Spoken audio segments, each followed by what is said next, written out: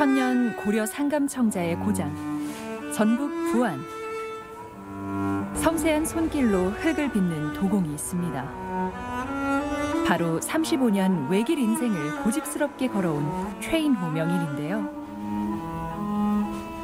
나에게 청자란 사실은 저의 모든 것이라고 생각을 합니다. 저는 도자기가 없었으면 아마 무엇을 하고 살았을까 그런 생각도 가끔 혼자 합니다. 한 도공의 전부가 된 고려 청자. 상감 조각을 다듬는 도공의 눈빛을 더욱 간절하고 지극하게 만드는 건 과연 무엇일까요?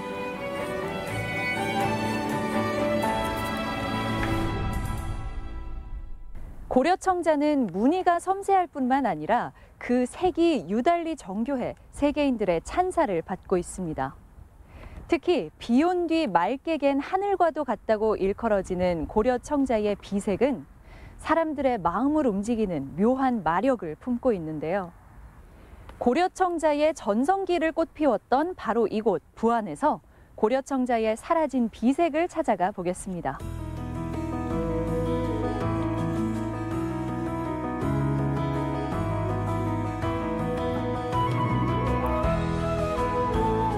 강진과 더불어 고려 청자 생산의 중심지로 꼽히는 부안. 부안면 유천리 도요지터에 위치한 부안 청자박물관에는 유천리와 우동리, 진서리에서 출토된 청자와 청자 편들이 전시되어 있는데요. 중국 남송의 태평노인은 수중금에서 고려 비색은 천하제일이라 칭했습니다. 전 세계에 자기를 수출할 만큼 뛰어난 청자 문화를 꽃피운 중국에서도 고려의 청자를 최고로 여겼던 거죠. 부안하면 청자가 유명하니까 예상은 했었는데 이렇게 많을 줄은 몰랐거든요. 총 몇 점이나 있는 건가요? 완형이 한 100여 점 정도 되고요. 네. 파판 형태로 되는 게 한 300여 점 정도 들어가 있습니다. 그래서 현재 전시실에서 보실 수 있는 건 대략 한 400점 정도 되시고요. 네네. 그 외에 이제 수장고에 보관되고 있는 유물들이 한 300여 점 있습니다. 네, 이렇게 많은 유물들이 한순간에 발굴되진 않았을 텐데 언제 처음 발굴됐나요? 1929년 네. 일본인 학자 노모리 켄이라는 분이 계십니다. 그분에 의해서 우리 부안 유천리와 진서리에 굉장히 많은 수의 가마터가 있었던 것을 처음으로 발견을 했고요. 진서리 쪽에 약 한 40군데, 유천리 쪽에 37군데, 토탈 한 77개소 정도의 가마터가 있는 것으로 확인이 됐습니다.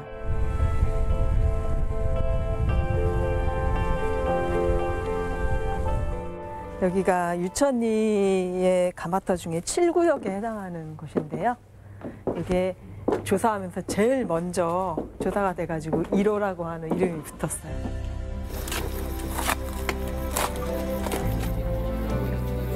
(1998년) 부안 지역의 고려청자 학술 연구를 위해 발굴된 유천리 가마터 7구역. 가마 5개와 약 10톤 정도의 청자가 출토됐는데요. 13세기경 가마의 구조와 규모, 그리고 부분적으로 알려진 부안 고려청자의 종류, 형태, 무늬 등 그 실체를 밝히는 데 중요한 역할을 했습니다. 네, 보시는 것처럼 진흙으로 만들었고요. 앞쪽에 그 장작을 넣는 아궁이와 뒤쪽에 그릇을 넣는 소성실이 있습니다. 안타깝게도 제일 위쪽에 있었던 굴뚝이나 이런 부분은 파괴가 돼서 현재 한 10m 정도 남아있다고 보시면 되겠습니다. 네. 혹시 부안에서 발견된 가마터만의 특징이 있을까요? 저 직각으로 세워져 있는 불턱이라는 부분이 있는데요. 네. 다른 지역에서 나오는 불턱은 약 45도로 경사가 져 있는 반면에 우리 부안에서 나오는 가마의 불턱은 수직으로 꼿꼿하게 서져 있는 게 좀 매우 특징적이라고 할 수 있습니다. 네. 저 각도가 혹시 어떤 역할을 할까요? 저 각도가 높으면 이 아궁이에서 그릇 굽는 번조실로 들어갈 때 열이 갑자기 확 올라가는 게 아니라 한 번 딱 맞은 다음에 올라가기 때문에 급작스럽게 그릇 쪽으로 고온의 온도가 열이 가는 것을 방지할 수 있다고 보여집니다. 이곳 가마터에서 발견한 또 다른 특징이 있습니다. 바로 모자처럼 생긴 갓발인데요. 고온을 잘 견디는 점토로 만든 원기둥형 그릇으로 갑이라고도 부릅니다. 저 갓발 같은 경우에는 굉장히 특정한 청자를 구울 때만 사용을 합니다. 특히 상감이라든지 최고급의 비색 청자를 만들 때 표면의 그 온도에 의해서 표면 색깔이 많이 바뀌거든요. 그렇기 때문에 온도를 일정하게 유지해주고 지저분한 잔물 같은 게, 잡티 같은 게 붙지 않게 하기 위해서는 갓발이라고 하는 용구가 필요했던 거죠. 그래서 일부 우리 부안이나 강진의 최고급 청자를 만들 때만 사용이 됩니다. 부안 지역에서 고급 청자가 제작되었다는 또 다른 근거는 최근 부안 유천리 12호에서 발굴된 대형 건물터에서 찾을 수 있습니다. 이곳에서 출토된 청자가 왕실 혹은 최고위층에게 공급됐던 것을 확인할 수 있는데요.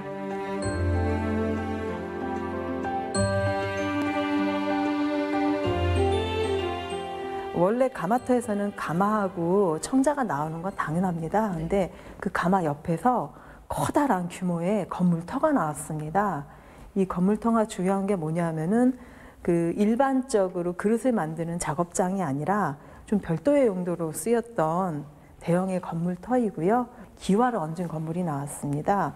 기와를 얹었다고 하는 것은 그 당시에 조금 위상이 높았던 것으로 추정이 되고요. 거기에 관청을 뜻하는 벼슬 관자가 새겨져 있는 기와가 함께 나와서 관청과 연관되어 있는 시설이 건물터가 가마와 함께 이렇게 나온 것이 굉장히 좀 의미가 깊다고 사례가 됩니다. 네, 그러면 그 기와에 관자가 새겨져 있다고 하셨잖아요. 네네. 그게 어떤 의미를 담고 있을까요? 예전에는 그런 관자가 들어가 있는 기와가 나오기 전에는 부안에 있는 많은 가마터들이 일반 사람들이나 혹은 개인이 운영하는 그런 가마라고 추정을 한 논문들이 있었습니다. 네. 근데 그 벼슬 관자가 나오면서 관아, 중앙관청에서 직접적으로 부안의 청자를 관리했던 곳이라는 증거 자료가 되기 때문에 매우 중요하다고 할 수 있습니다.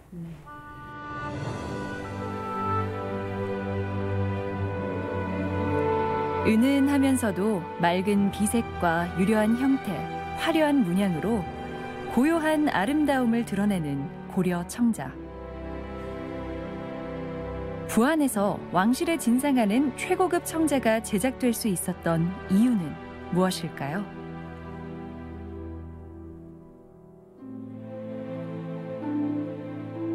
이 상감 청자를 만들어냈던 이 부안 변산의 가장 중요한 요소는 첫째, 좋은 흙, 적절한 철분이 섞여서 적절한 어떤 성형이 가능한 그런 흙이 있고, 그리고 아주 고열을 낼 수 있는 그 우리나라에서 최고의 그 소나무 해송이 자라는 변산반도의 소나무 연료가 있고, 그 다음에 소비처인 개경까지 운반할 수 있는 바로 해로망으로서의 수로 연안 항로 체계에 바로 연결돼 있고, 그리고 그 기술을 갖고 있는 장인 집단이 살 수 있는 사회경제적 여건이 마련된 최적의 공간이 바로 부안 변산이었습니다.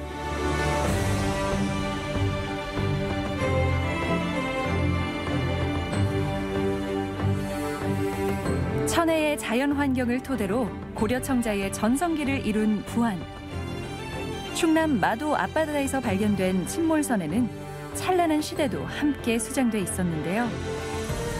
부안 안흥창에서 출항해 개경으로 향했을 것으로 추정되는 이 배 안에서 최초로 청자 매병이 완형으로 발견됐습니다. 이때 발견된 무려 450점이나 되는 청자 접시와 발 중 2점은 보물로 지정됐습니다.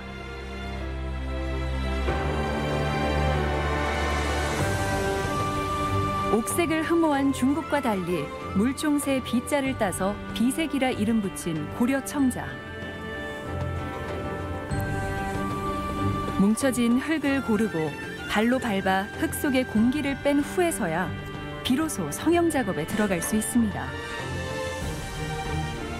비색, 그 비밀의 문을 열어봅니다. 부안의 고려 청자 하면 이제 비색이 또 특징인데, 그 비색을 나타내려면 이 과정 중에 어느 부분이 중요한가요? 2가지 과정이 중요한데요. 첫 번째는 살짝 한번 굽는 초벌이라고 하는 유약을 바르지 않고 굽는 단계가 중요하고요. 2번째는 유약이 중요합니다. 유약을 소나무채 태운 물에다가 장석이나 규석의 여러 가지 성분을 섞어서 유약물을 만들어서 그 물에다가 청자를 담궈서 유약을 입히게 되거든요. 이때 유약이 너무 두껍게 입혀지면 색깔이 진해지기 때문에 유약 아래쪽에 있는 상감 무늬가 보이질 않습니다. 그러면은 어렵게 이렇게 무늬를 새긴 이유가 없겠지요. 그리고 일단은 그 유약 성분 자체에서 소나무채의 물이 굉장히 중요한 역할을 하고 있거든요. 그래서 좋은 소나무채 원료와 그리고 얇게 유약을 입히는 이 두 가지가 어떻게 보면 상감청자 비색을 만드는 데 중요한 역할을 한다 이렇게 보시면 되겠습니다.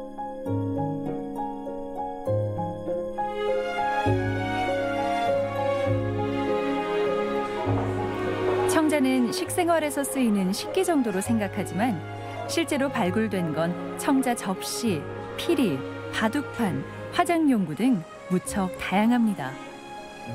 사람이 살면서 필요한 대부분의 것들을 청자로 제작한 건데요. 그중에서도 눈길을 사로잡는 한 작품, 국화무늬 표주박 모양 주자입니다. 술이나 음료를 담아 왕실 연회에서 사용된 것으로 추정되는 작품이죠.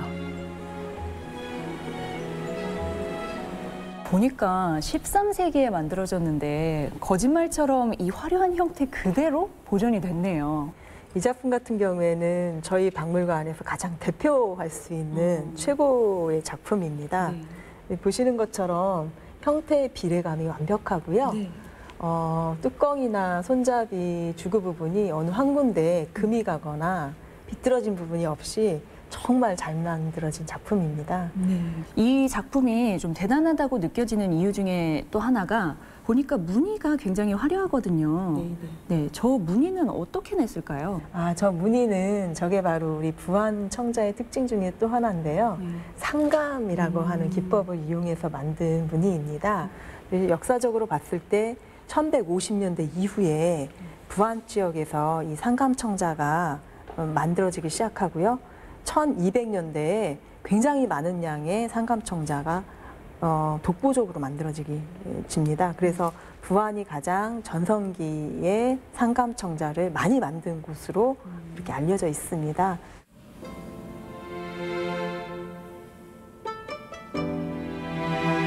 고려 도공들이 처음 창안한 아름다운 비색 상감청자. 고려청자의 백미라고 할 수 있는데요.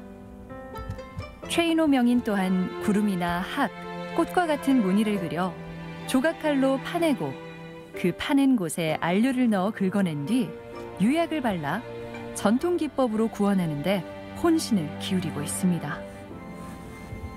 근데 상감에서는 학 문양이 다른 지역이보다 부안청자는 이 학이 날개를 쫙 펴져 있습니다. 그런 것을 보면서 연구하면서 그 방식 그대로 하고 또 구름 문양도 그 하나의 타치를 잔선을 다 들어가는 그런 구름 문양이 발굴이 됐어요.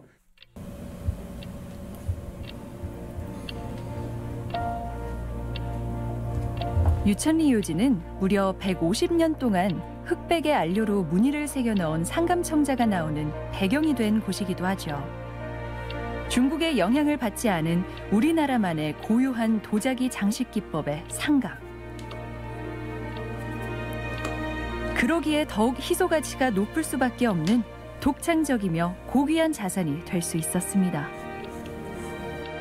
부안 상감청자는 사실 발굴하는 것 보면 정교한 게 참 많습니다. 하나하나 상감 무늬가 들어가 있는 게 너무 정교할 때 그런 부분들이 부안 상감청자가 최고구나 하는 생각이 들고요. 옛날 그 조상님들이 해왔던 발자취를 그대로 가는 것을 흉내라도 내려고 연구를 아닌 연구를 계속 꾸준히 하게 되죠.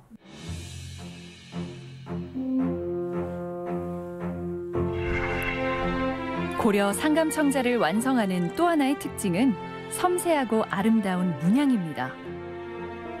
단일 문양의 기계적 반복이 아닌 한 폭의 화폭을 그려내듯 수려한 솜씨를 자랑하는데요. 구름학 무늬, 당초 무늬, 모란 무늬, 국화 무늬 등 자연에서 가져온 소재로 문양을 넣었죠.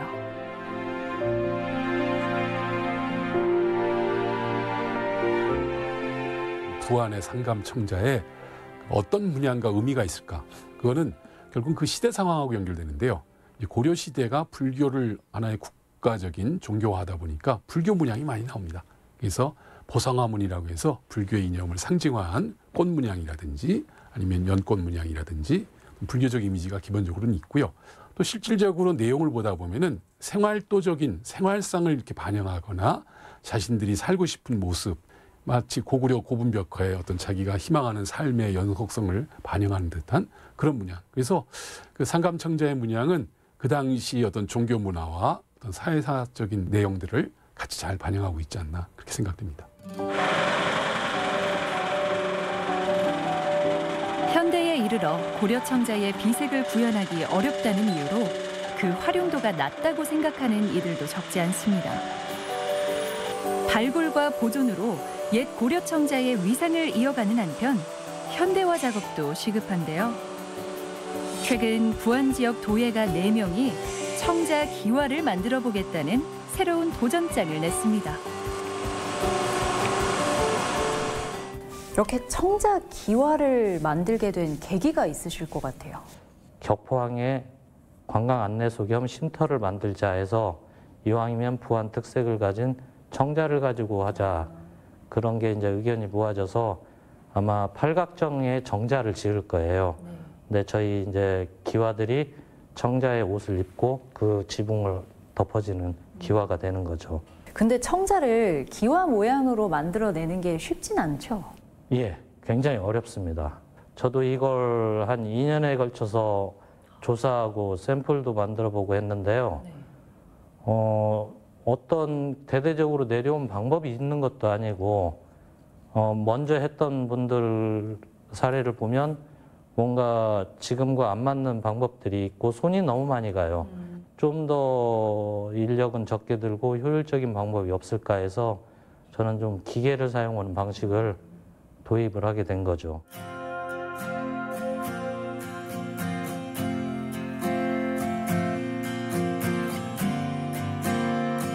현대적인 방법을 활용함으로써 건조 기간을 단축시키고 실패율도 낮아졌습니다. 보통 옛날 공정이나 이런 걸로 할 때는 굉장히 오랜 시간 동안 이게 건조를 해야만이 이게 불량률이 적는데 이제 좀 현대적인 방법과 과학적인 방법도 동원해보고 저희들도 처음 시도하는 거라 하면서도 계속 공부하고 있어요.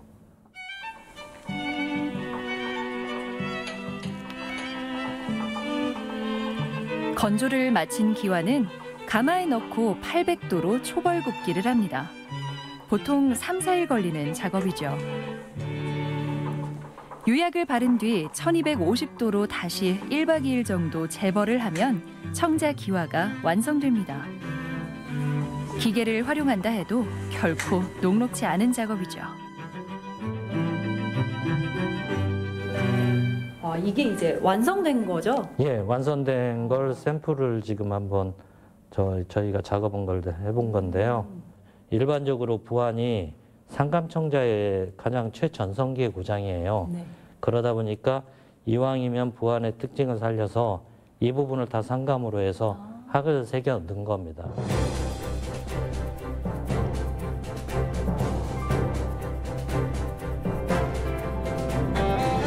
시간이 더 걸리더라도 수막새에 상감을 넣는 것은 차별화를 주기 위한 노력입니다. 연구를 하셨기 때문에 또 기술 개발도 하신 거잖아요. 어떻게 보면 청자의 저변을 확대하는 데 한 큰 역할을 하고 계신 것 같아요. 그렇게까지는 조금 과찬이신 것 같고 네. 고려시대 청자는 가장 우리나라 도자기 중에 화려해요. 가장 화려한 도자기이기 때문에 이 화려한 거에는 그만큼 많은 수공과 그만큼 많이 된 장인의 노력들이 있을 건데 그걸 재현한다는 것 자체가 그 많은 시간차를 줄인다는 게 우리 기술력이 오히려 현대 와서도 떨어진다는 느낌을 많이 받았어요. 얘를 대중화를 하기 위해서는 상당 부분 현대적인 쪽에 우리 도예가들이 노력이 필요한데 아직까지는 다들 열심히는 하고 있는데 일반적으로 우리 집 식기에도 청자가 없는 걸 보면 네. 아직까지는 대중화가 썩 잘 돼 있다고 생각은 못하고 있습니다.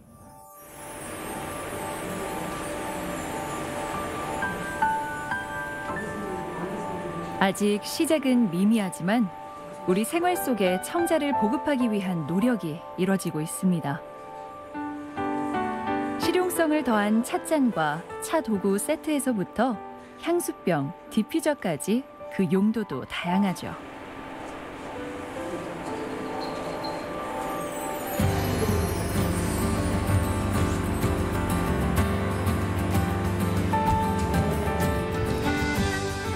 박물관에 있다 보면 많은 관람객들이 다녀가십니다. 대부분 진열장 사이에 있는 800년 전, 700년 전 유물만 보고 가시는데요.